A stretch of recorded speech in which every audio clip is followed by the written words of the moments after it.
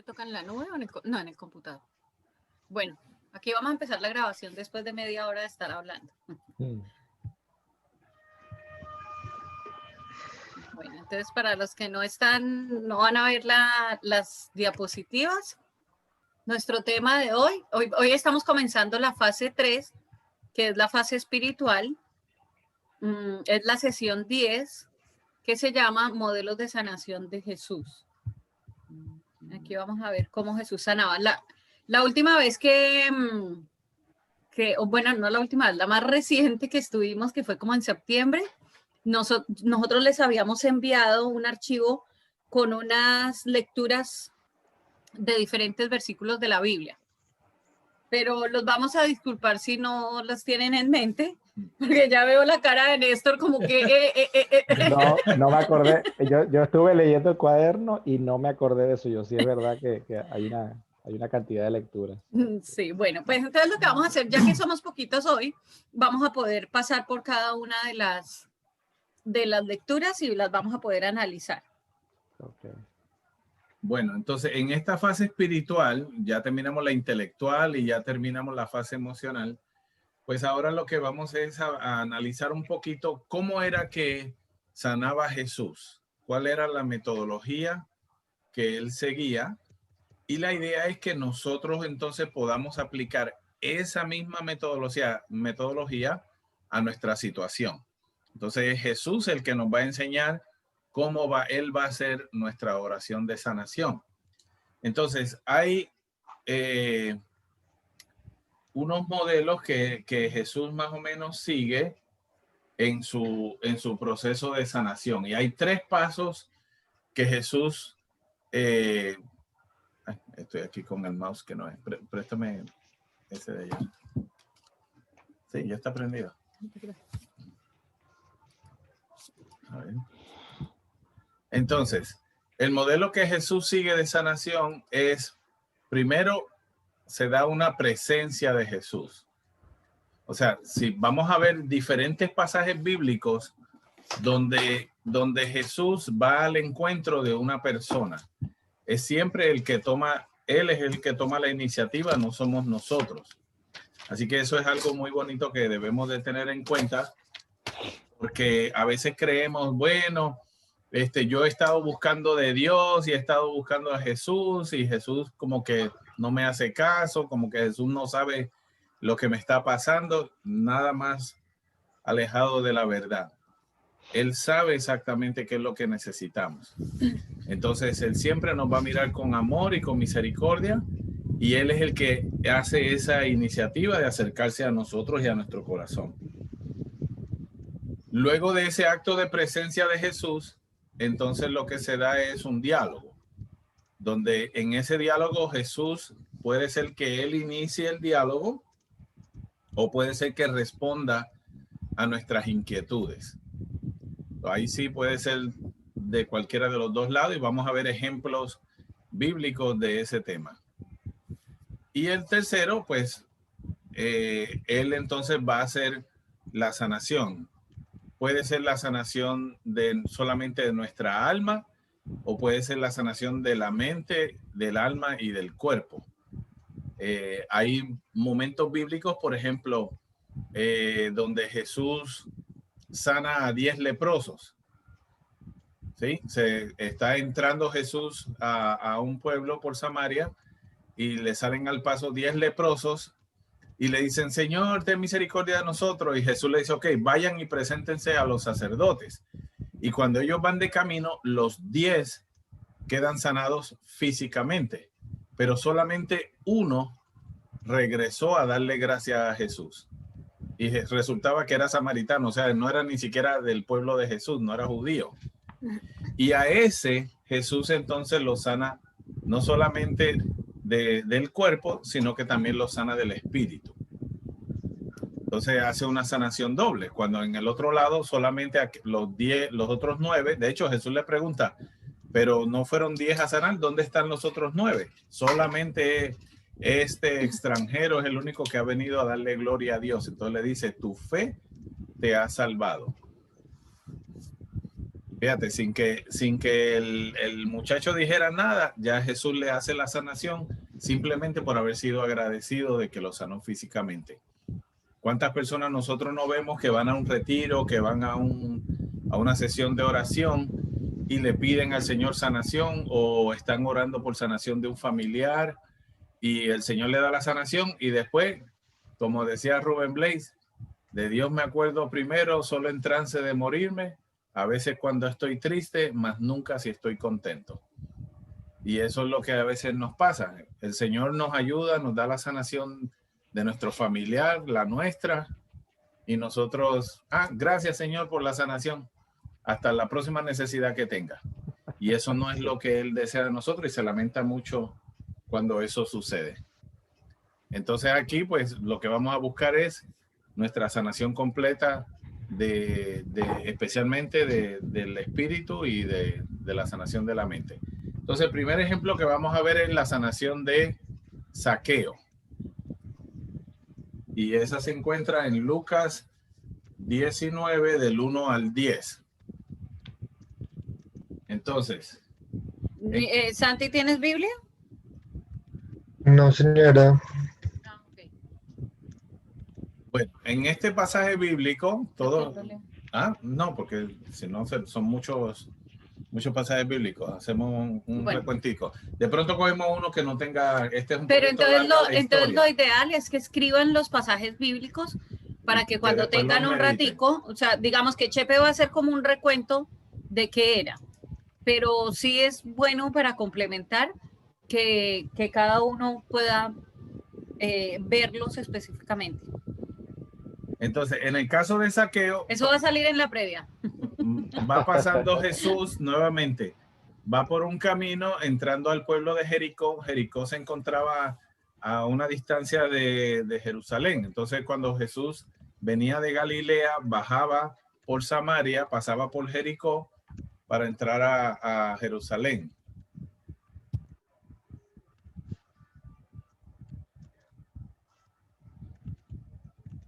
Entonces, Zaqueo, que todos estoy seguro que conocen la historia, era un hombre de baja estatura que le dio curiosidad, había escuchado de Jesús y quiere conocerlo, pero como era tan enanito, pues entonces él se la ingenia y se sube a un árbol para poder ver desde ahí a Jesús. Entonces aquí vemos el proceso.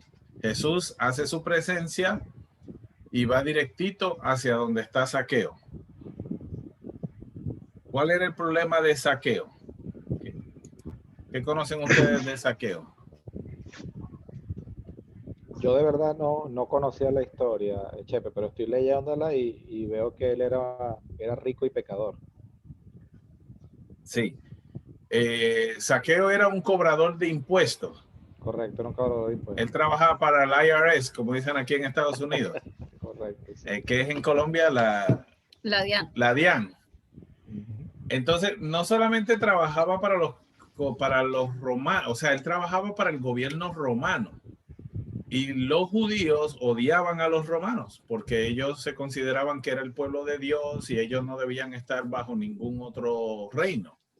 Pero los romanos en ese tiempo eran los dueños del mundo. Esperando un momentico. Es que me quedé sin batería. Voy a buscar rápido el cargador. Me demoro un minuto o menos. Dale, o si quieren van andando hablando. No, te esperamos. Dale. Voy a parar la grabación un poquitito. Listo, sí señor. Gracias. No me demoro.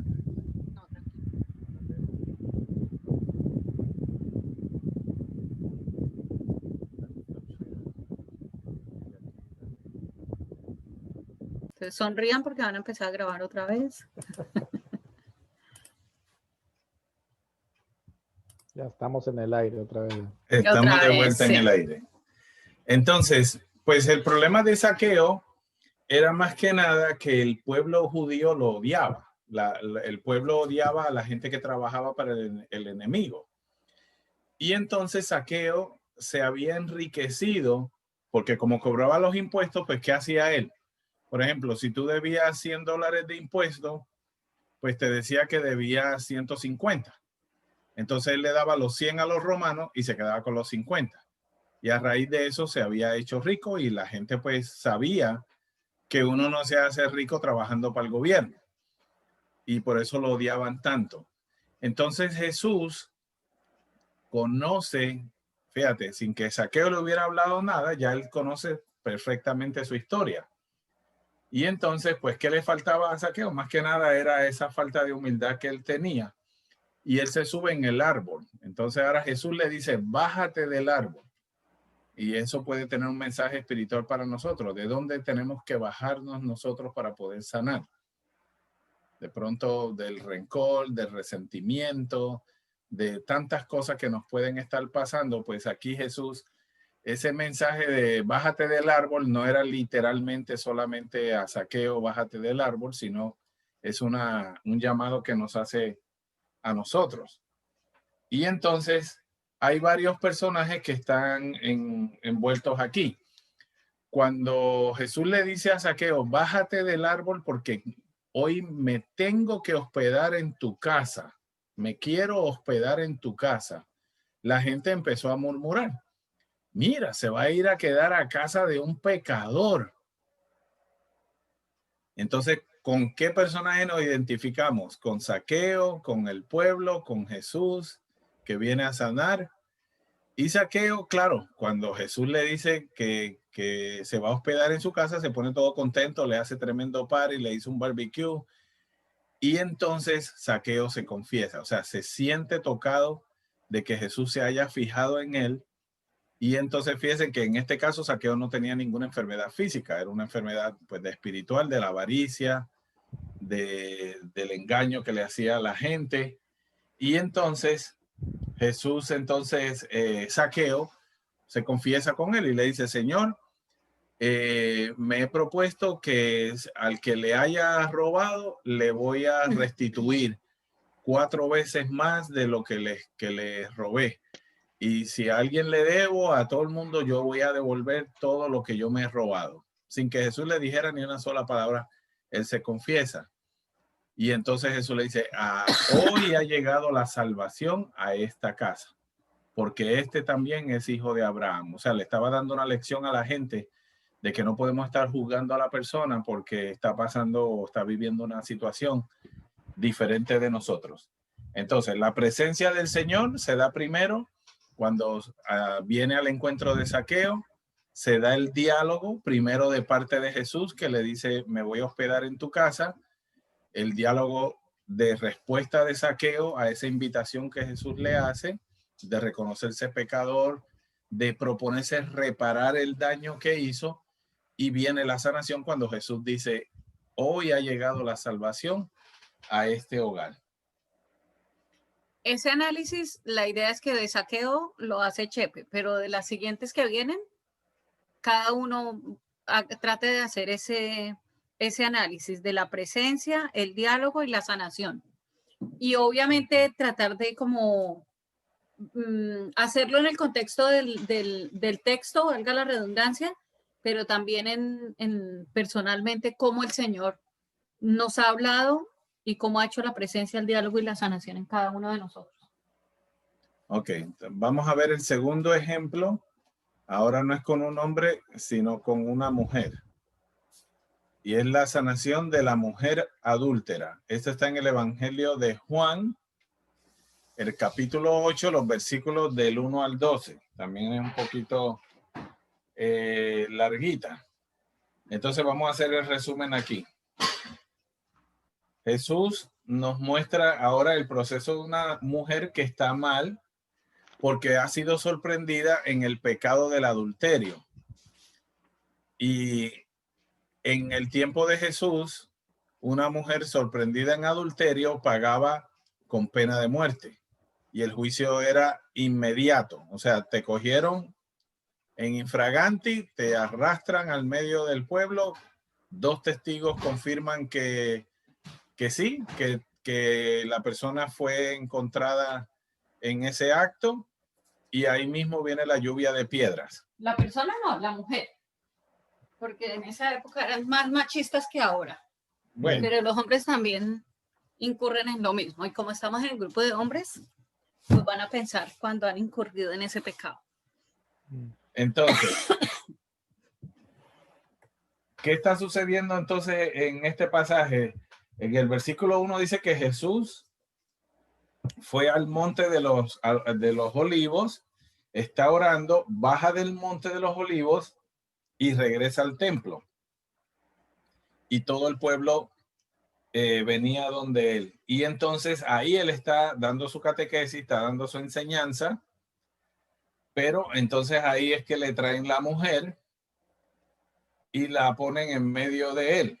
Entonces le vienen a hacer la pregunta a Jesús otra vez. El pueblo que no comprende, el pueblo que quiere condenar, la gente que está viendo de lejos, a veces somos los mismos de la iglesia los que caemos en esto. Estos fueron los religiosos. Le dicen, maestro, esta mujer ha sido sorprendida en flagrante adulterio. Entonces, según la ley, con 2 testigos, ya se presenta la acusación. El objetivo era que ella cometió un pecado. No se puede decir aquí que aparente y alegadamente, no. O sea, la cogieron en la cama acostada con el hombre. Entonces le dicen a Jesús, Moisés en la ley nos ordenó apedrear a esta clase de mujeres. ¿Y tú qué dices? O sea, le presentan un caso contundente a Jesús, verificado por testigos, y ellos creen que ahora con esto han puesto a Jesús contra la pared. ¿Por qué? Porque si Jesús dice, pues si Moisés dice que la apedreen, pues apedréenla. Entonces van a decir, pero tú no predicabas amor y comprensión y el perdón de los pecadores, ¿cómo así? Entonces usted es un hipócrita, Jesús. Y si Jesús decía, no la apedreen, entonces le iban a decir, mire, este está enseñando a desobedecer la ley de Moisés. Entonces el que hay que apedrear también es a Jesús por enseñar doctrinas falsas. O sea que Jesús, por donde quiera que contestara, estaba mal. Y ellos se deberían estar riendo interiormente. Ahora sí lo pillamos. Y entonces el versículo 6 dice, decían esto para ponerlo a prueba y poder acusarlo. Pero ahora viene la presencia de Jesús. Jesús está ante la mujer y Jesús se inclina y comienza a escribir en el suelo con el dedo. Fíjense que en ese momento Jesús no está directamente acusando a la mujer. Sabe que ella sabe que ella cometió un error, sabe que pecó, pero no tampoco se deja provocar de los demás. Al contrario, siente pesar por ellos. Pero como insistían, entonces se endereza y les dice, ok, el que no tenga pecado, que tire la primera piedra.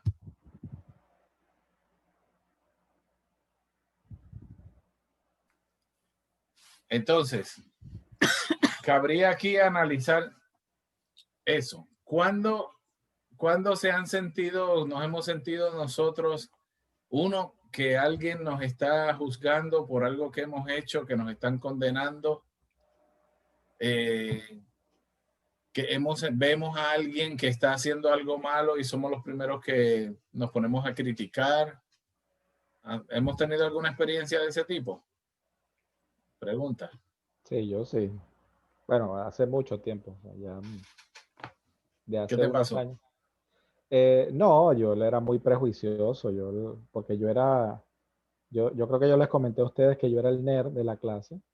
Entonces, si yo veía a alguien fumando, yo decía, bueno, ese es un fumador de marihuana. Si veía a una muchacha fumando y con falda muy corta y qué sé yo, no, o sea, no, yo no me puedo juntar con ese tipo de personas, qué sé yo. Pero ya desde hace varios años, ya después de viejo, yo aprendí a no juzgar, a no criticar y dejé de hacerlo. Pues, Acabaron los amigos y ahora me junto con ellos. Sí. Sí, me di cuenta que estaba solo. Yo dije, No, pues tampoco es tan malo tomar, tampoco es tan malo fumar. No, no. No, sino que me di cuenta que no era correcto. Del año 2008 para acá cambié de amistades, y conocí gente diferente. Y empecé a entender que el mundo era totalmente diferente a como yo lo había conocido. Y desde ese momento yo dejé de juzgar, no critico a nadie, no me gusta criticar. Fíjate que poniéndome, digamos, en tu lugar y lo que a mí también me pasaba igual que a ti, no que fuera la nerdita, porque nunca fui la nerdita, pero sí criticona como ella sola. Sí. Pero ahora que he conocido este tema de las heridas, ya veo a la gente diferente. O sea, cada vez que alguien veo que tiene actitudes o cosas que ya para esta época no van conmigo, así sean cosas que yo antes hacía, como ya entiendo lo de las heridas, entonces trato de ponerme en ese lugar. Es que está actuando por sus heridas. Entonces, Correcto. Trato de darles el beneficio de la duda. No es fácil siempre, porque hay personas que definitivamente lo sacan a uno de casillas. Sí. Pero si uno trata como de analizar a la gente, en verdad todos actuamos. El presente es en base a las heridas con las que venimos. Sí. ¿Y Santi? Pues no sé, estaba pensando y sí, yo creo que pues lo llegué a hacer y hasta incluso uno comete como el pecado de juzgar muchas veces a las personas sin buscar y sin mirar de pronto el porqué de sus actos, de por qué hacen ciertas cosas. Y pues lo que dice mi tía, pues pues la idea no es tanto juzgar eso, sino pues intentar de ponerse uno en los zapatos de esas personas y mirar el por qué lo hacen, que pues muchas veces pues no lo hacen, pues lo que hemos aprendido en este curso, que no lo hacen porque quieran, sino porque realmente tienen algunas heridas emocionales muy marcadas y por eso son así. Y pues pienso que el ser humano como que por naturaleza es muy criticón, uno le gusta criticar y vea cómo se le ve esos zapatos a esa persona o vea, sí. Entonces Las uno comete mujeres, las mujeres somos muchos muy errores. criticonas. Y las personas de la iglesia también. Fíjate que estas personas que están criticando a la mujer y que están buscando poner en problemas a Jesús, ellos tienen la razón. O sea, ella cometió objetivamente un pecado y objetivamente, de acuerdo a la ley, ella debía de morir apedreada. Entonces, cuando Jesús se pone de pie, él está asumiendo ahora la autoridad, como le estaban insistiendo tanto. Dijo, pero ustedes son rabinos, o sea, ustedes son maestros de la ley. Yo también soy maestro de la ley, papá. Dijeron, ¿ustedes son rabinos o rabones? Sí.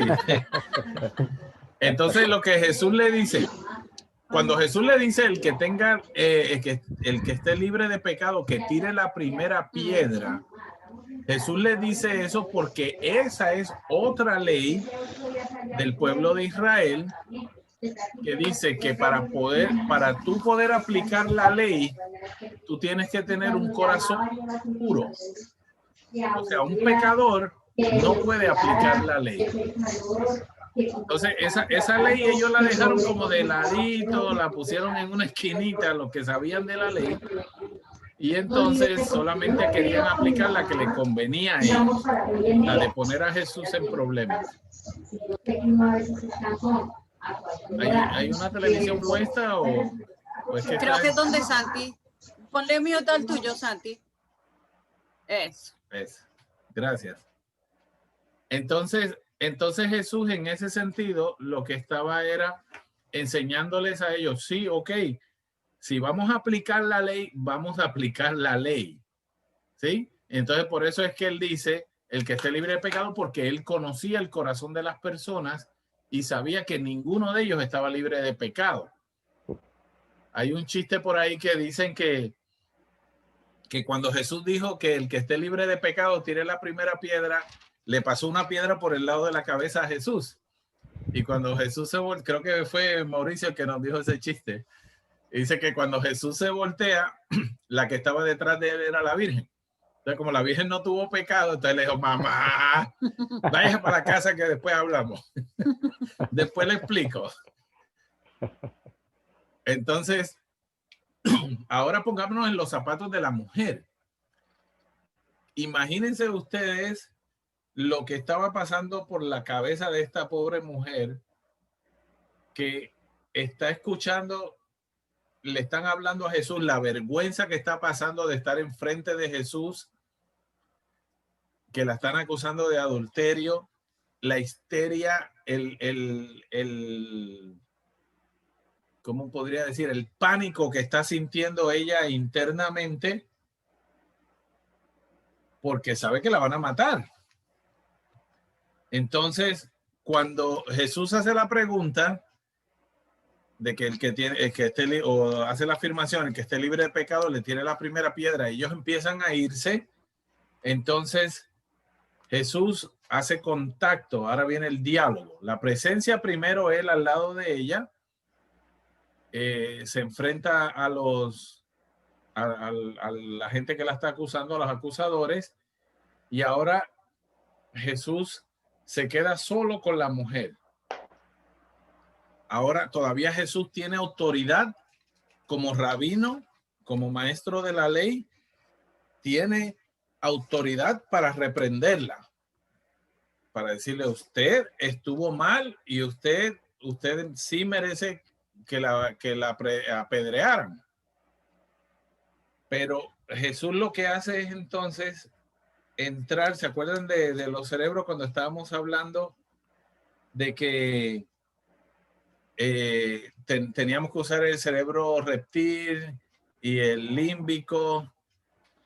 ¿Se acuerdan de eso? Sí, y el córtex. Ajá. Y el córtex. Bueno, Jesús entra primero por el córtex, por la razón. Entonces la calma, porque ella está toda histérica, me van a matar, ella no pensaba en nada. Y Jesús le dice, mujer, ¿dónde están tus acusadores? ¿Alguien te ha condenado? Entonces ahí la hace reaccionar para que se calme. Y entonces ella le dice que no, que nadie la está acusando. Así que el primer paso de la sanación y del amor a la mujer es que Jesús la ama y la defiende de la muerte. Y nos defiende a nosotros de la muerte espiritual. Entonces, para mí, le está diciendo Jesús, tú eres valiosa y te quiero defender. Y también nos está diciendo eso a Santi y a Néstor y a todos los que pasamos por este proceso. Para mí tú eres valioso y te quiero defender. La primera tarea de cada uno de nosotros con el preso, con el homosexual, con el abusador, es amarlo.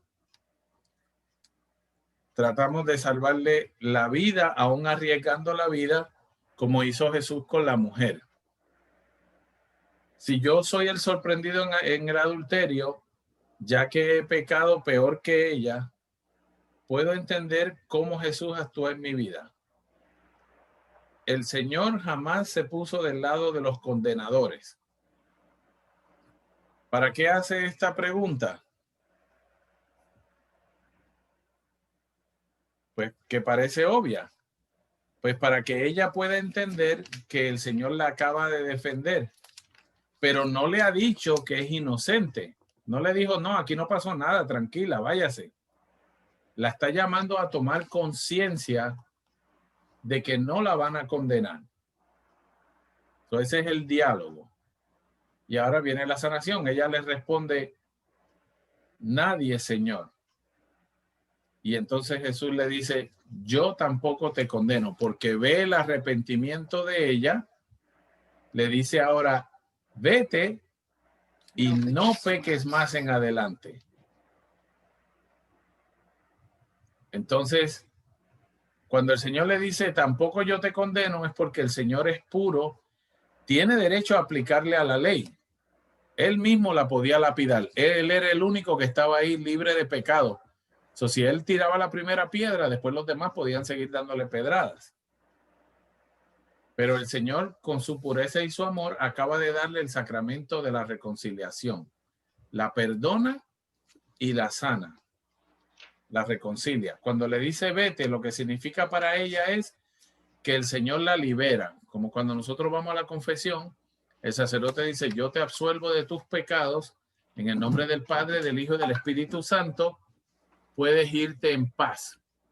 De ahí es que los sacerdotes utilizan esta frase de vete y no peques más en adelante, puedes ir en paz. Entonces, le da una penitencia, o sea, no le dice, ok, pecaste, no pasó nada, siga su vida tranquila. Le dice, no peques más. O sea, si tú reconoces que lo que estabas haciendo estaba mal, tiene que haber un cambio. Así que antes de la sanación, primero viene la reconciliación. Jesús carga con nuestro pecado, se lo echa encima y lo lleva consigo al Calvario.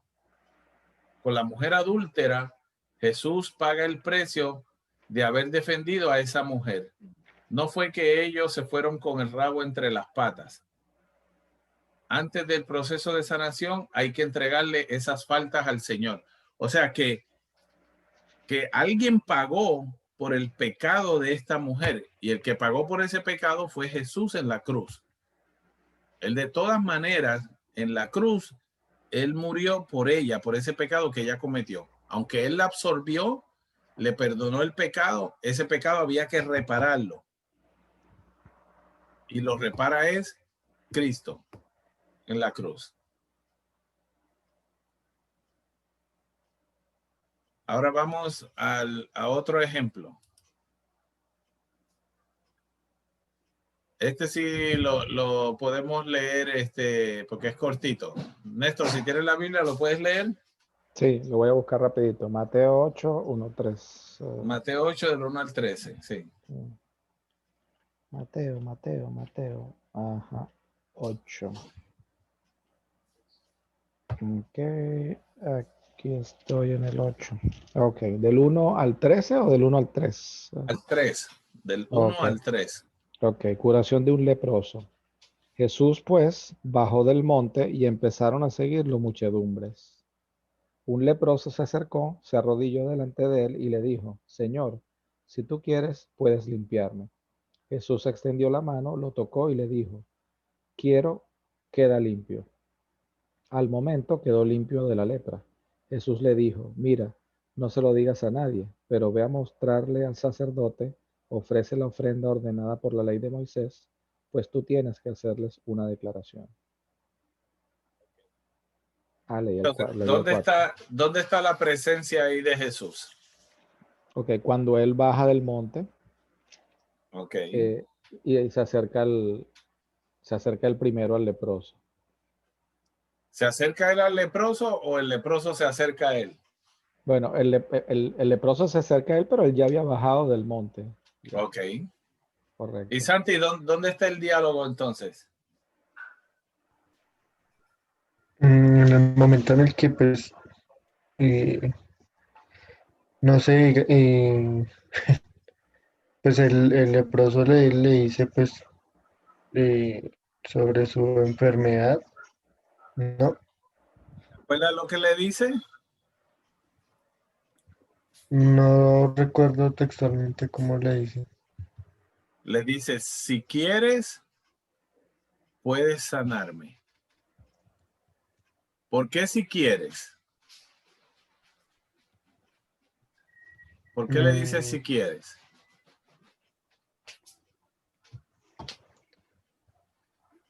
No sé. Yo lo interpretaría por un lado de que de pronto es una persona pues que no sé, se siente como deprimida por su situación. Puede ser. ¿Qué tú crees, Néstor? Sí, estaba leyéndolo porque él ciertamente él no le está pidiendo que lo limpie, sino le está diciendo, si tú quieres, puedes limpiarme. Entonces estoy de acuerdo con Santiago, pareciera que él siente como vergüenza o se siente se siente mal por la enfermedad que tiene. Entonces, ¿será no. vergüenza? Bueno, en el tiempo de Jesús, la lepra, una persona con lepra tenía que vivir completamente marginada de la sociedad. O sea, era Correcto. como decir el COVID a la 10ª potencia. Claro, claro. Tiene que ir en cuarentena y de esa cuarentena usted no sale nunca, hasta menos que quede sano. Cuando la persona decía ya quedé sano de la lepra, si eso ocurría por milagro de Dios, por eso es que Jesús le dice, tienes que ir ahora donde el sacerdote, para que el sacerdote certifique. El sacerdote era el departamento de salud. Entonces tenía que darle un paz y salvo de que efectivamente usted, que era el anterior leproso, ya se le quitó, ya usted no es una amenaza para la comunidad y ya no tiene COVID, ya puede regresar al trabajo, ya puede regresar a su familia, a lo que estaba haciendo antes. Pero aquí el leproso es interesante porque el leproso, cuando ve a Jesús, cuando le dice, si quieres puedes sanarme, lo que le está diciendo es, yo viéndote a ti, Jesús, o de pronto porque he escuchado hablar de ti, yo sé que tú tienes el poder de sanarme. Yo no tengo la menor duda de que tú eres el Hijo de Dios y que tú tienes el poder de sanar. Por lo tanto, como no tengo dudas, lo único que falta es, pues si tú quieres sanarme. O sea, yo sé, porque Jesús no sanó a todo el mundo. Tenemos que tener eso bien claro. Había muchos enfermos en Israel. Jesús curó muchísimos, pero no los curó a todos. Muchas personas murieron en el tiempo de Jesús, pero Jesús no los resucitó a todos. Entonces, cuando él resucita a una persona, cuando sana a un enfermo, lo hace también, tiene una enseñanza detrás de eso, tiene un propósito. Un propósito, sí. Y entonces, en este caso, es la persona que tiene esa confianza de que Jesús tiene el poder de sanar. Por eso es que ahí debemos pedir cuando estamos enfermos o cuando alguien está enfermo, no pedir que sánalo, sánalo, sánalo, sánalo o sáname, sáname, sino si es tu voluntad, sáname. Y si no es tu voluntad sanarme, pues muéstrame, dame el consuelo y qué me estás enseñando con esta enfermedad. Porque no siempre, por ejemplo, yo, valga la redundancia, soy un ejemplo de eso. A mí me quitaron un pulmón y el Señor, me quedó claro que Dios no es el que nos manda enfermedades ni nos manda nada de eso, que es lo que uno siempre, en el argot popular siempre se dice. Es que Dios me mandó tal enfermedad. Es que no, Dios no nos manda cosas malas, porque Dios nos ama tanto. ¿Y qué padre le quiere dar algo malo a su hijo? Ningún padre. Él nos ama tanto que no nos quiere dar nada malo. Pero permite enfermedades, permite cosas en nuestra vida y se vale de ellas para formarnos. En mi caso, cuando me quitaron a mí el pulmón, él se valió de esto para acercarme a él porque yo estaba bien alejada de él. Se valió de eso para acercarme y más adelante para regalarme tronco de esposo que me regaló. Claro, y te quitó un pulmón para que no le gritaras tan duro, para que cuando agarres aire. Bueno, ve, ya empezaron los machistas. Este grupo de hombres no me gusta. Dios en el clavo. Sí. Dios dijo, no, pero, o sea, yo voy a dejar que se casen, pero primero le quito un pulmón porque si no, no. Esta grita mucho. Sí, esta grita mucho. Usted lo dice y no lo sabe. Bueno, eso no va dentro del curso. Vamos a quitarlo de la grabación. Quítalo de la grabación. Se me olvidó que estaban grabando. Perdón. Bueno, entonces vamos a la siguiente sanación. Esta es muy interesante. Esta está en Lucas 24, del 13 al 35. Y se llama la sanación de los discípulos de Emaús. Ojalá, Santi, cuando se acabe todo esto de la pandemia, puedas hacer el retiro de Emaús. Y Néstor hacerlo acá con nosotros. Lo tenemos apuntado de número 1. Les va a tocar muy lindo. Lo vamos a llevar de la oreja. No Sí. vamos a dejar de que abran las inscripciones. Sí, me van a decir así como le dijo el leproso, si tú quieres, vas a Emaús. Sí, sí, sí. Y si no quieres Y si también. no quieres, pues también, exacto. Bueno, en el caso de los discípulos de Maús, Mi Santi también. ¿conocen la historia? Santi, ¿conocen la historia de los discípulos de Maús? No. Se las vamos a adelantar. Bueno, para Néstor también, por si acaso no la conoce. No, no la conozco, no la conozco. La estoy leyendo, pero no la Esto conozco. ocurre, este episodio ocurre el día de la resurrección de Jesús. El domingo, cuando Jesús resucita. Obviamente, todos los discípulos estaban escondidos, tenían miedo, estaban tristes, estaban deprimidos, porque habían matado al Señor. Y ellos ahora, ahí sí como decía como el Chapulín, ahora ¿quién podrá defendernos? ¿O quién podrá ayudarnos? Entonces había dos discípulos de Jesús que no vivían en Jerusalén, vivían en un pueblito que se llamaba Emaús, que estaba como a unos 11 kilómetros de Jerusalén. Eso era una buena caminatita. Y estos dos discípulos, pues, están regresando a su pueblo. Ellos fueron a Jerusalén, vieron a Jesús crucificado, lo vieron que lo enterraron, están completamente devastados y se están regresando a su pueblo. Jesús resucita y mientras ellos van de camino, aquí viene la presencia, Jesús se le acerca a estos dos discípulos. Y es bien interesante porque este episodio, la primera vez nosotros que celebramos la misa, la cena del Señor, el Señor instituye la cena el Jueves Santo. Cuando le dice a los apóstoles, tomen y coman, este es mi cuerpo, tomen y beban, esta es mi sangre. Ahí es donde establece la Eucaristía, donde instituye el sacramento de la Eucaristía, donde Él se queda para ser nuestro alimento espiritual, se queda con nosotros. Pero en este episodio, en esos versículos del 13 al 35 de este capítulo 24, podemos ver todos los elementos de una misa. Nada más que no había templo. La misa fue al aire libre. Entonces, cuando nosotros iniciamos la misa, inicia primero entrando el sacerdote con todos los ministros. ¿Sí? Entonces el sacerdote entra hasta la música y entra en procesión el sacerdote que está acompañado por unas personas. Pues aquí inicia esta historia con que ellos van caminando y Jesús entra en procesión con ellos. Se les acerca por detrás y viene entonces, inicia un diálogo con ellos. Entonces, ahora viene el diálogo. Entonces ahora Jesús nos dice, nos pregunta, yo que quiero sanar a otros, no digo, ven que quiero orar por ti. No, nos acercamos, caminamos con el hermano y le preguntamos qué le pasa y lo escuchamos. Y eso es lo que Jesús hace. Jesús no le dice, ay, pobrecito, que ojalá les vaya bien, que cuando lleguen a Emaús se den un buen duchazo y se les pase toda esta depresión que tienen. No, Él empieza a hablar con ellos.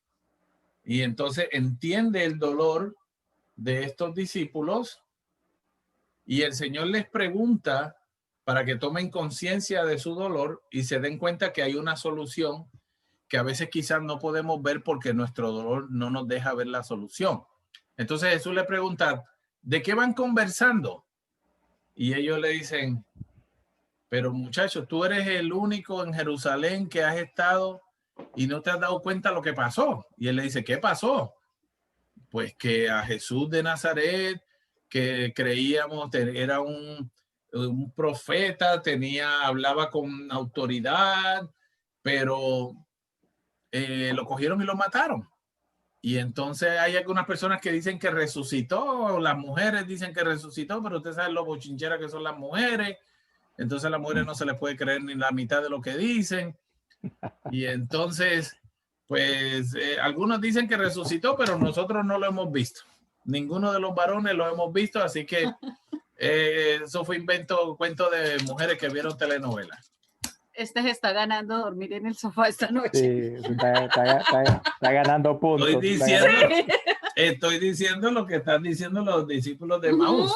No, yo estoy leyendo la Biblia y no dice. Esta noche le voy a recordar eso. Entonces, ahora viene la parte de la misa donde se leen las lecturas.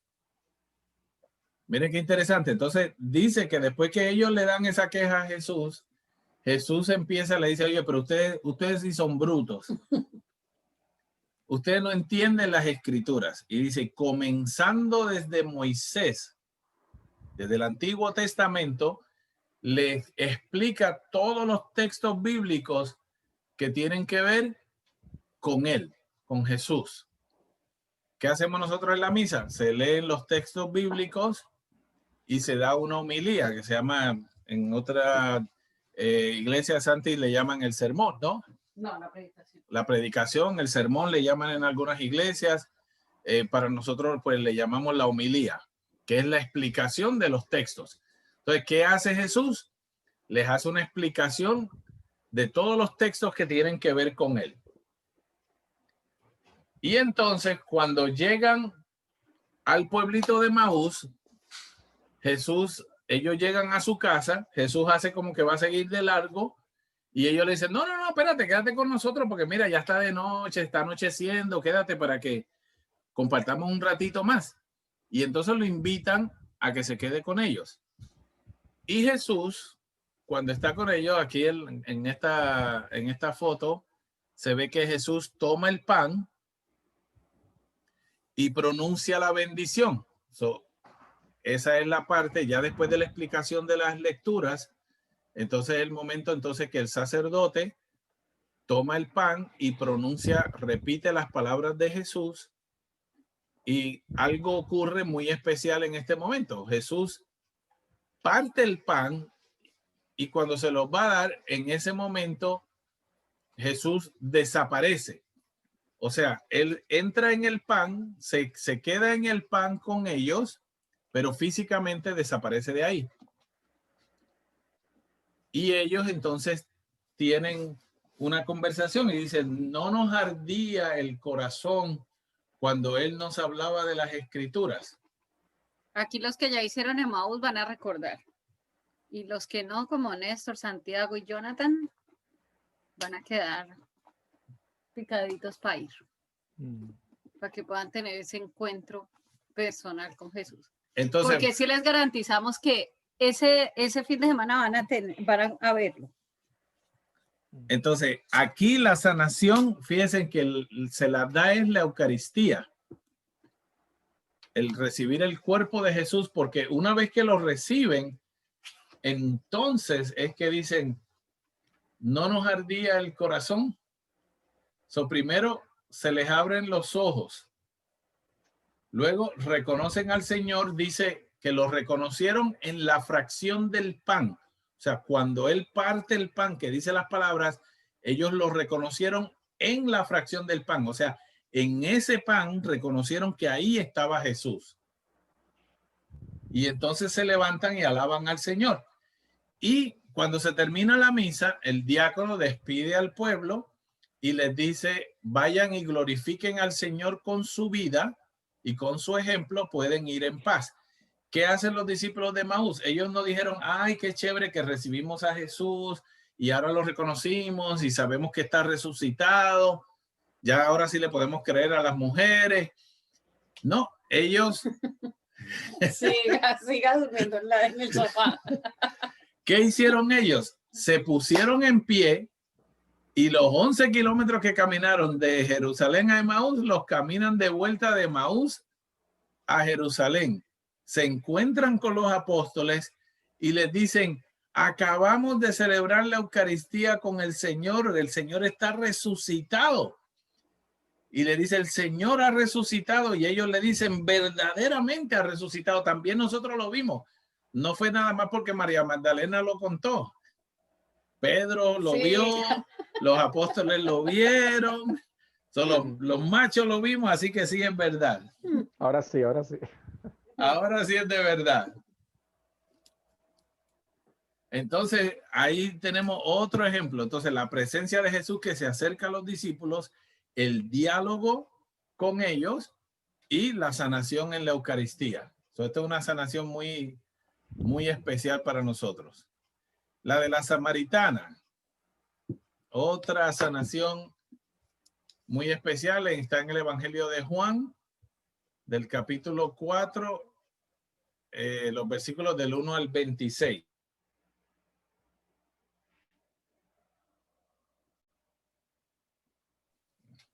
Entonces, ¿sí conocen la historia de la samaritana? No la recuerdo tampoco. ¿Santi la conoce más o menos? Cuéntanos, Santi. Pues la estaba buscando acá para acordarme un poco más. Si quieres la leo rápidamente. Uy, pero siempre es harto. Es ¿La leo rápido? larguísima. Ah, ok. Sí, Vamos a hacer el recuento, pero entonces tratemos cada uno de ubicarnos en los 3 momentos al final. Okay. Bueno, nuevamente, o sea, en los tiempos de Jesús estaba en el país de Israel, es bastante larguito, es como un rectángulo prácticamente, pero puesto de pie. La parte angosta y la parte larga del país. Entonces el país estaba dividido como en 3 sectores. El sur, que era Judea, donde estaba la capital Jerusalén. En el medio estaba Samaria y en el norte estaba Galilea. Entonces Jesús se crió por allá por Galilea, Nazaret. En el medio está Samaria. Y Samaria era un territorio que las personas que vivían ahí, que le llamaban samaritanos, los judíos no los consideraban judíos. Los consideraban como renegados. Entonces no gustaban de ellos. Podríamos decir, si estuviéramos hablando acá de, por ejemplo, imagínense en Colombia, Venezuela y Ecuador, y que los ecuatorianos o los venezolanos dijeran que los colombianos no son de la Gran Colombia. Y bueno, en realidad los venezolanos se creen de mejor familia. Pero eso es una nota al calce. Por eso ellos serían los de Jerusalén. No, lo que pasa es que ellos no saben que no son de mejor familia. Pero digamos que se lo creen, pues entonces ese sería el equivalente. Mentiras, esto no tiene que ver con política, solo con religión. Entonces, ¿qué pasa? Que estos samaritanos... Tenía que sacármela porque él me molestó con el pulmón. Se la cobró. Entonces, los judíos odiaban a muerte a los samaritanos y los samaritanos eran rabia a los judíos porque se creían de mejor familia, se creían venezolanos. Entonces, o como decir los argentinos, para no mencionar a nadie de aquí, el concepto que nosotros tenemos de los argentinos, que son creídos, se creen mejor que nadie. Que se creen venezolanos. Que se creen, pero sí que le estoy tratando de tirar la toalla y ella se sigue hundiendo. ¿Y qué se hace? ¿Qué puedo hacer? ¿Qué se puede hacer si esa es la verdad? Si esa es la historia. Entonces, ¿qué pasa? Que cada vez que Jesús visitaba Nazaret para ir a visitar a la Virgen, para hacer los milagros y las cosas que hacía por allá, y quería bajar a Jerusalén, tenía que pasar por el bendito Samaria. Y entonces ellos trataban de esquivar eso. Entonces, en este episodio, Jesús está pasando por Samaria, le da sed, es mediodía, tiene sed, está cansado por la caminata y se detiene en un pozo y llega esta mujer. Y entonces Jesús le dice, mujer, por favor, dame de beber. Y ella le hace la primera pregunta, dice, pero espérate, yo sé que tú eres judío. ¿Cómo tú, siendo judío, me pides a mí de beber que soy samaritana? Entonces, Jesús se va por encima de todos los prejuicios raciales. A Jesús no le interesa de dónde eres, ni de dónde vienes, ni para dónde vas. Y entonces Jesús quiere romper esa barrera del odio que existía entre, iba a decir, entre los venezolanos y los colombianos, entre los No lo dije yo, Néstor. entre los samaritanos y los judíos. Y entonces le dice, mujer, si tú supieras quién te pide de beber, tú le pedirías a él y él te daría agua viva. Y dice, espérate, ¿cómo así? Espérate, es un vendedor de aguas alcalinas o algo así. Y entonces empieza ese diálogo entre Jesús y la mujer y ella le dice, uy, tú hablas como si fueras un profeta. Cuando venga el Cristo, él nos va a explicar todo esto. Y Jesús le dice, ¿adivina qué? Ese tal Cristo soy yo. Y ella dice, ¿de verdad? Entonces le dice, sí, vete, busca a tu esposo y tráelo para acá para hablar con él. Y ella le dice, no, yo no tengo esposo. Y dice, no, claro, tú no tienes, tú lo dices muy bien. No tienes un esposo, has tenido 5. Y el que tienes ahora tampoco es esposo tuyo. Y ella se quedó, claro, espérate, me está diciendo la verdad. Entonces ahí es que ella se da cuenta como que, hoy tú hablas como profeta y qué sé yo qué. Entonces ella le dice, bueno, lo que pasa es que nosotros los samaritanos adoramos a Dios aquí, pero ustedes dicen que hay que adorarlo en Jerusalén, allá en el templo. Y Jesús le dice, mira, va a haber un momento que ni aquí ni en Jerusalén hay que ir necesariamente para adorar a Dios, porque Dios está buscando personas que lo adoren en espíritu y en verdad. O sea, es una adoración interna. ¿Quiere decir que no hay que ir al templo? No. Lo que está diciendo es que la adoración tiene que comenzar en nuestro corazón. Y ella le dice, bueno, cuando venga el Mesías, él no lo va a explicar. Y él dice, pues ese soy yo. Entonces ahí está el diálogo. Primero la presencia de Jesús que llega al pozo. Dice que la mujer viene a mediodía, que era una hora que no era muy característica de ir a buscar agua porque era un momento de mucho calor. Normalmente las mujeres iban al pozo a buscar agua por la tardecita, cuando estaba más fresco.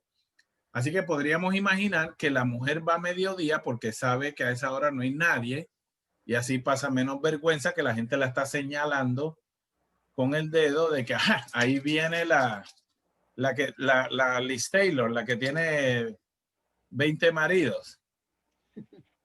Y por eso es que Jesús llega, sabiendo que ella iba a llegar, se le adelanta y llega él primero allá. Ocurre el diálogo y entonces viene entonces la sanación. Cuando él le dice, ese soy yo el que habla contigo. La mujer entonces deja el cántaro, vuelve al templo y empieza al pueblo y empieza a predicar a la gente. Dice, vengan a ver un hombre que me ha dicho todo lo que yo he hecho.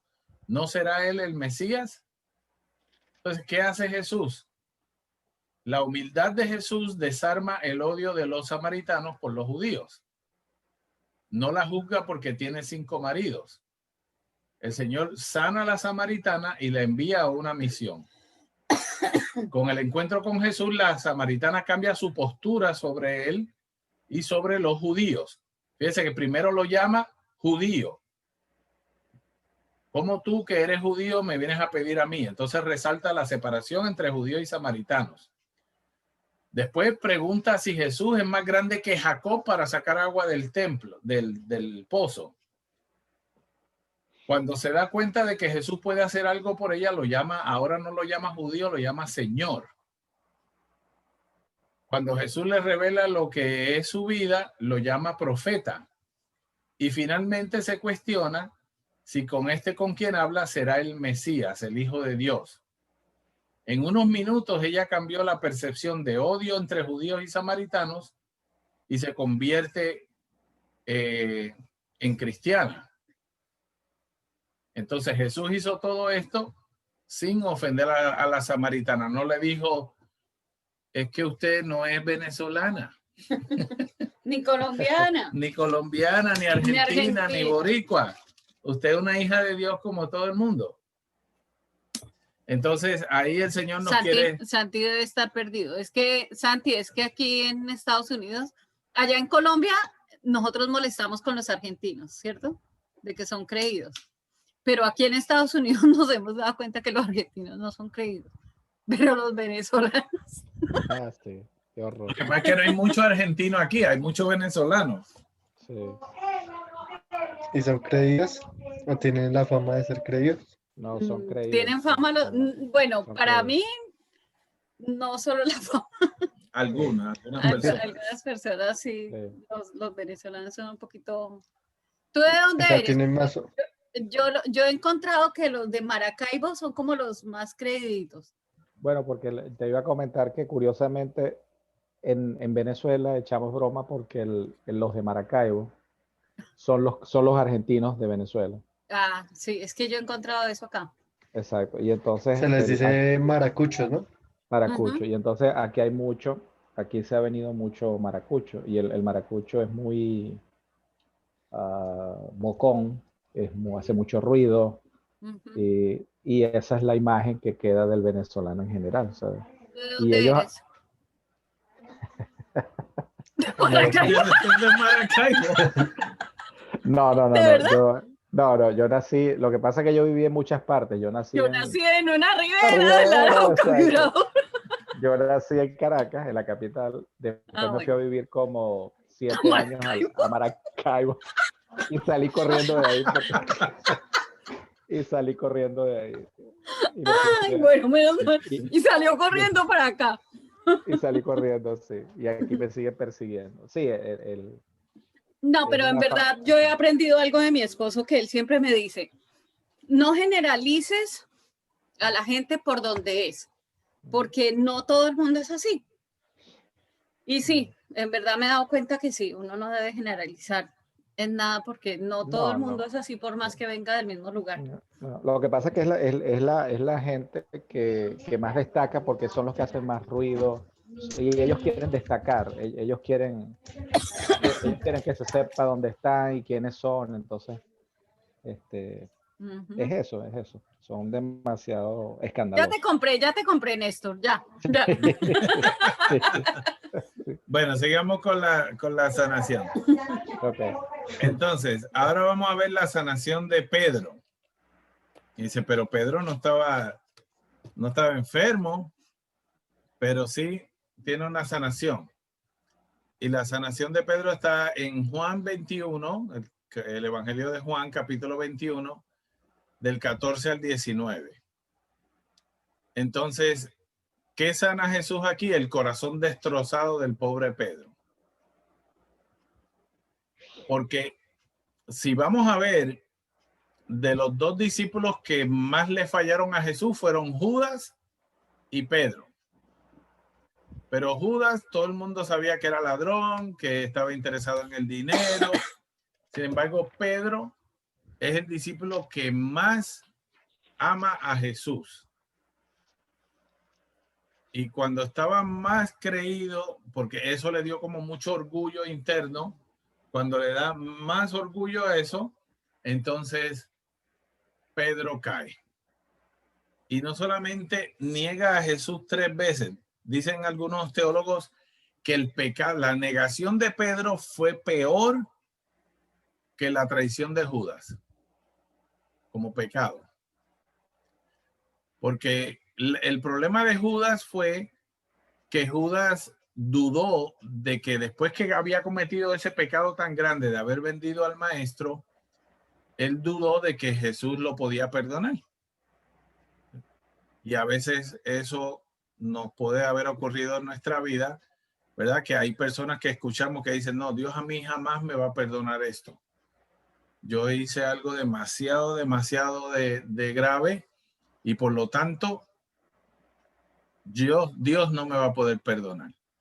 Eso es un error muy grande y lo pagó Judas con su vida porque se desesperó tanto de pensar que Jesús no le iba a perdonar que fue y se ahorcó. En el caso de Pedro, fue peor, ¿por qué? Porque Pedro inclusive usó juramento. Cuando Pedro empieza a negar a Jesús, que le dicen, sí, tú estuviste con él, y él dice, no, yo no lo conozco. Vuelve otra, la sirvienta, y le dice, sí, yo te vi con él, tú eres uno de los discípulos de él, y él, no, yo no lo conozco. Y a la tercera vez, dice que Pedro se puso a maldecir, que como quien dice, juró por Dios, puso a Dios por testigo de que Dios dijera una mentira para salvarle la vida a Pedro. Dijo, yo, como quien dice, yo juro por Dios que yo no lo conozco. Salvó el pellejo porque hizo ese juramento. Pero prácticamente, o sea, dice la Biblia que cuando él escuchó ese gallo cantar, porque Jesús le dijo, antes de que el gallo cante, me habrán negado 3 veces. Cuando canta el gallo, Pedro dice que se fue y estuvo llorando amargamente. Estaba completamente destrozado en su corazón. Y el Pedro que Jesús le había dicho, tú eres Pedro y sobre ti edificaré mi iglesia. Tú me vas a representar a mí en el mundo. Jesús le dijo, lo que tú ates en la tierra quedará atado en el cielo. Lo que tú desates en la tierra quedará desatado en el cielo. O sea, las decisiones que tú tomes, Pedro, yo le voy a poner el sello en el cielo y se va a hacer como tú digas, porque tú me estás representando a mí. Y ahora ese Pedro, que tiene todo ese cargo, que tiene toda esa responsabilidad, ¿cómo se va a parar a él delante de la gente que va a dirigir, de la iglesia que va a dirigir, y le va a decir, sí, yo lo negué? ¿Se imaginan eso? Y no una, no 2, 3 veces. Entonces, Jesús se da cuenta de eso y dice, espérate, tengo que darle ánimo a Pedro porque el chuzo no me va a funcionar si Pedro se me raja. Porque al que yo escogí fue a él y a él fue que le impuse las manos. Entonces Jesús le impone las manos a Pedro, le pasa el poder de él a Pedro y ahora Pedro está completamente destrozado porque le falló al Señor. ¿Cuántas veces no nos hemos sentido nosotros que le hemos fallado a Dios y tenemos tal vergüenza que digo, mira, pues mejor no vuelvo a la iglesia, mejor no hago nada por Dios porque sería un hipócrita? O sea, ¿cómo así? Le fallé al Señor y ahora voy a volver a la iglesia, voy a servir y voy a estar como si nada. Entonces, ahí está representado. Ese es el ejemplo de nosotros en Pedro. Y entonces aquí el pasaje ocurre. Él es tan misericordioso que nos perdona. Exacto. Entonces, en este pasaje Jesús ya está resucitado. Entonces Jesús ya se tiene que ir para el cielo. Dijo, espérate, vamos a bregar con Pedro, vamos a darle un poquito de ánimo. Y entonces Jesús le dice, lo coge aparte y le dice, Simón, hijo de Juan, porque ese era su nombre original, ¿me amas más que estos? ¿Me amas más que los otros apóstoles? Y fíjense que Jesús, al discípulo que más amaba, no era Pedro, era Juan.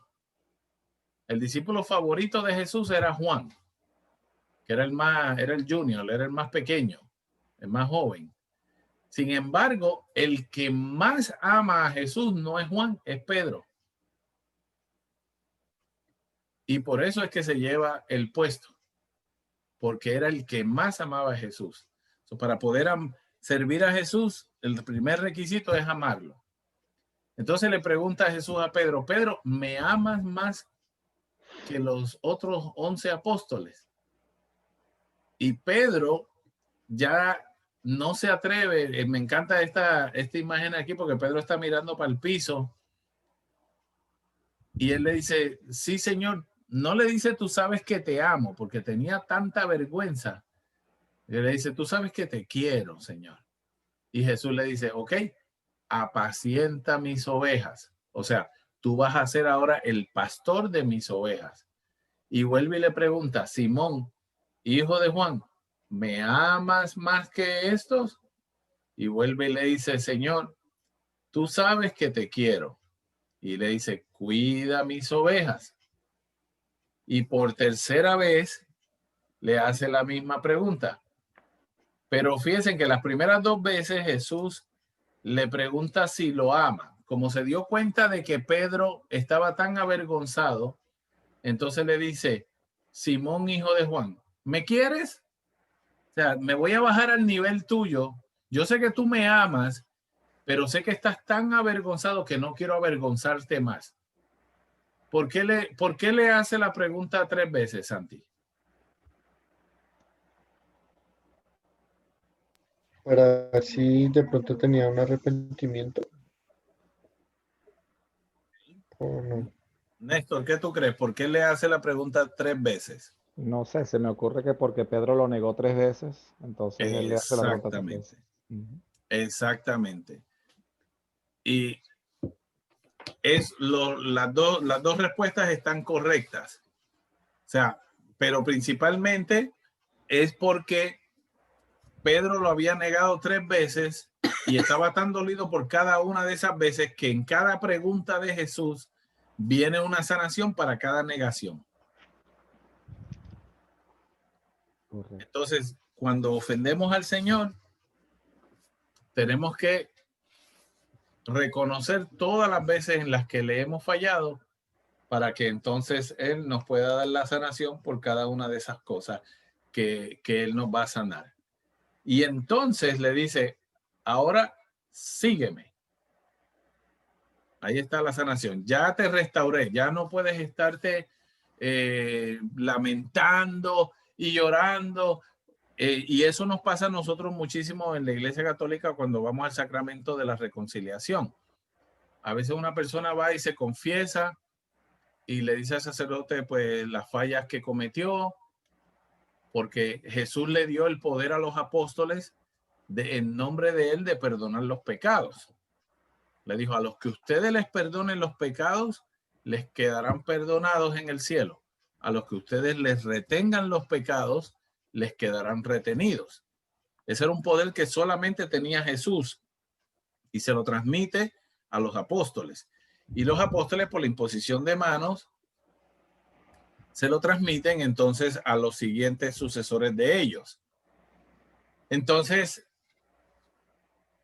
cuando a veces pasa que una persona se va a confesar y dice, Padre, pues yo me arrepiento de que ofendí al Señor por esto y por esto, y el sacerdote en el nombre de Cristo le da la absolución, la persona se queda, no, pero yo creo que a lo mejor no me confesé bien, a lo mejor Dios no me perdonó, y vuelve otra vez y se confiesa de lo mismo.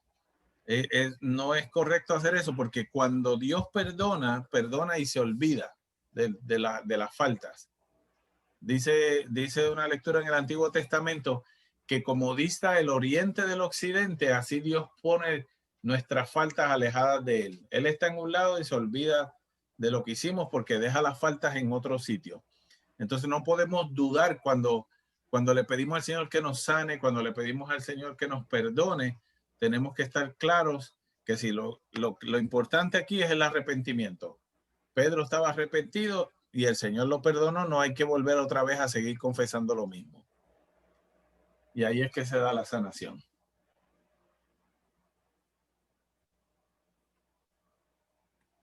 La otra sanación es la del buen ladrón. Esa sí la podemos leer. Fíjate que Santi se fue. Allá volvió. En Lucas 23, del 39 al 43. 23.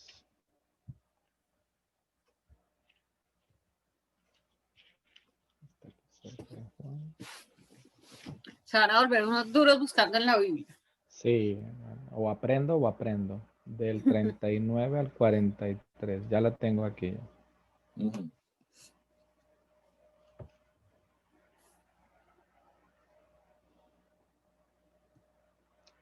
¿Santiago está ahí o tú dices que se retiró, Yoli? No, es que se había ido la cámara, pero ya está ahí. Ah, ok. Leo, del 39 al 43. Ok, entonces uno de los malhechores que estaban crucificados con Jesús lo insultaba. ¿No eres tú el Mesías? Sálvate a ti mismo y también a nosotros. Pero el otro lo reprendió diciendo, ¿no temes a Dios tú que estás en el mismo suplicio? Nosotros lo hemos merecido y pagamos por lo que hemos hecho. Pero éste no ha hecho nada malo. Y añadió, Jesús, acuérdate de mí cuando entres en tu reino. Jesús le respondió, en verdad te digo que hoy mismo estarás conmigo en el paraíso. Ok. Entonces, en este ejemplo, es el ladrón el que Bueno, inicia pero el diálogo. ya que él lo leyó, fue lo único que leímos. Cada uno puede No, ubicarse en los tres. él leyó el leproso Sí, sí, también. sí. Bueno, entonces, ¿dónde está la presencia aquí? Es que la idea es que nos ejercitemos en que cuando Claro, leamos la Biblia podamos Analizar. analizar los tres puntos: la presencia, el diálogo y la sanación. Porque Todo. acuérdense que la Biblia es viva y eficaz y siempre nos va a hablar a nosotros, sin importar que sea que eran los ladrones, que era la samaritana, que era Pedro. En cada uno de esos nombres somos nosotros. Entonces ahí es donde debemos identificar nosotros dónde están esos tres puntos.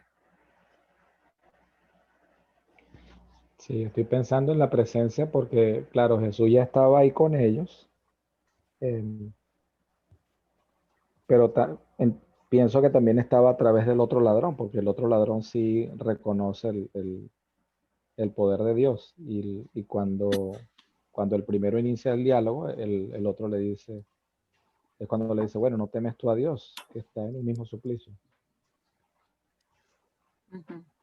¿Qué dice Santi? Bueno, pues, para un momento. La presencia, pues ahí, pues prácticamente fue en un mismo ambiente donde estaban. Eh, el diálogo, pues fue las palabras que cruzó con el ladrón y pues la sanación, pues cuando él dice que acuérdate de mí cuando vengas a tu reino. Pues Jesús le responde pues de esa manera, ahí en ese momento como que existe el perdón hacia esta persona, a la sanación, ¿Cuándo se da la porque dice sanación? cuando le dice que él va a estar también en el paraíso.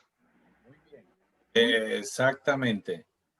Entonces, aquí, fíjense que la presencia, pues están los tres clavados en la cruz, o sea que ahí Jesús no se acercó, ni el otro se acercó, los pusieron a todos ahí uno al ladito del otro. Una miradita de reojo. Sí. O sea, se estaban viendo ahí de ladito. Pero entonces sí, el ejemplo aquí es el diálogo entre los dos ladrones. Uno de ellos muestra humildad y reconoce a Dios desde su pecado. O sea, le dice al otro, nosotros estamos aquí porque es correcto que nos crucifiquen, porque nosotros hemos fallado, pero él no ha hecho nada. Entonces, ahí lo reconoce a él como Dios, lo reconoce como justo. Le hace adoración al Santísimo ahí.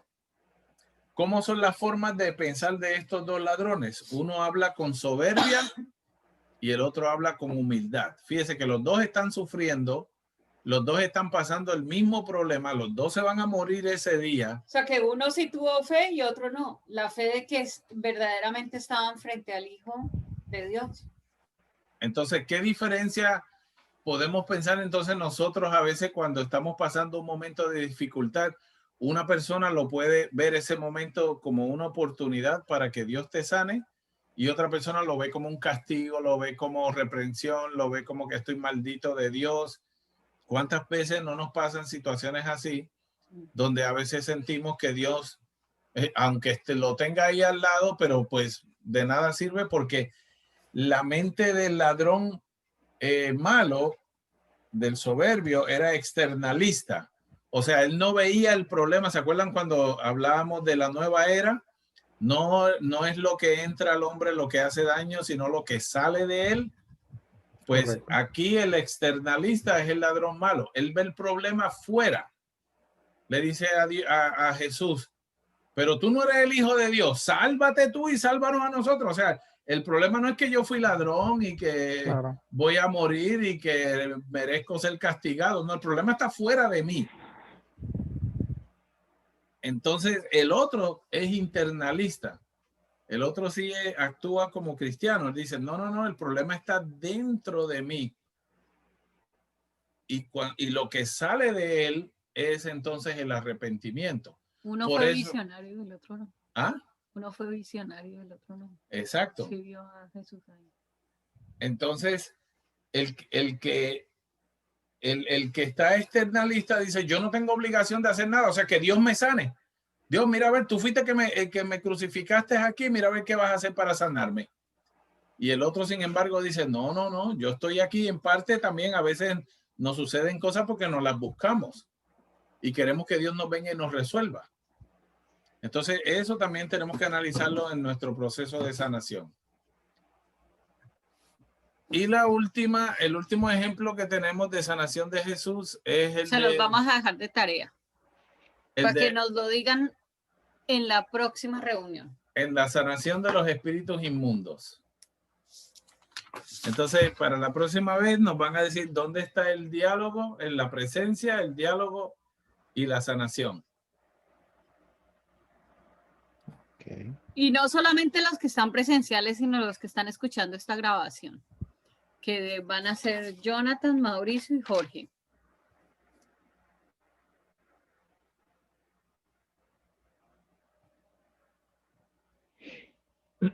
Que es Mateo 8, 28 al 34. Sí. Vamos a ver dónde fue el momento de la sanación. De la presencia, De la el diálogo y la presencia. sanación. Presencia, diálogo Y sanación. y sanación. El anterior sí lo recordaba, pero este no, este tampoco lo recuerdo. Este no. El anterior sí lo había escuchado.